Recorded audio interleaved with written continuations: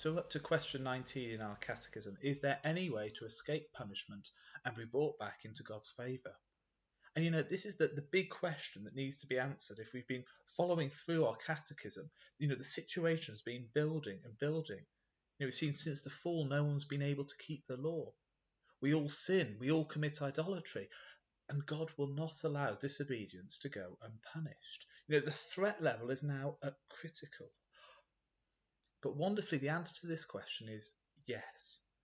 Yes, to satisfy his justice, God himself, out of mere mercy, reconciles us to himself and delivers us from sin and from the punishment for sin by a Redeemer.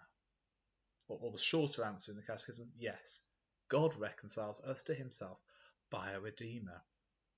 Not, yes, God makes us work our fingers to the bone to be good enough for him and then maybe he'll have us back. Not, yes, God begrudgingly will take us back but keep us at a distance. Not, yes, God will accept us if we're religious enough. No, the answer is simply yes. God reconciles us to himself by a Redeemer. Notice where it all starts. It all starts with God. He's the one we've offended. He's the one who's fairly punishing us. But it's him that makes the first move. He's the one who's more determined to fix the relationship we've broken than we are.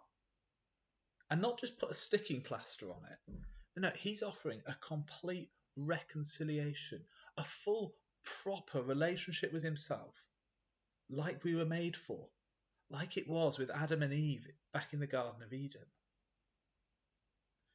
And how he does this? Well, he sends us a Redeemer, one who buys us out of the mess we're in, buys us out of the debt that we're in to God, one who takes the punishment that we're owed and makes that friendship possible, makes that relationship that we're all made for possible. Now, we know who this Redeemer is. It's Jesus, predicted in the Old Testament, seen in the New Testament. And this is what he came to earth for.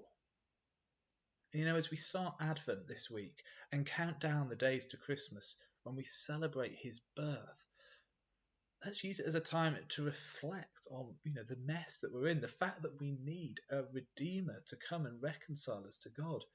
It should humble us, should remind us of what we're really like.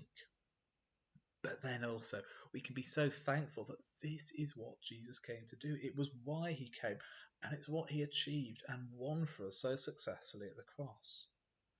We don't have to work our fingers to the bone to be good enough for God. We don't have to do enough religious stuff. All we have to do is trust in God's plan, to trust in his Redeemer. So, is there any way to escape punishment and be brought back into God's favour? Yes, there is. Yes, God reconciles us to himself by a Redeemer. The challenge for us in all this is, will we trust him?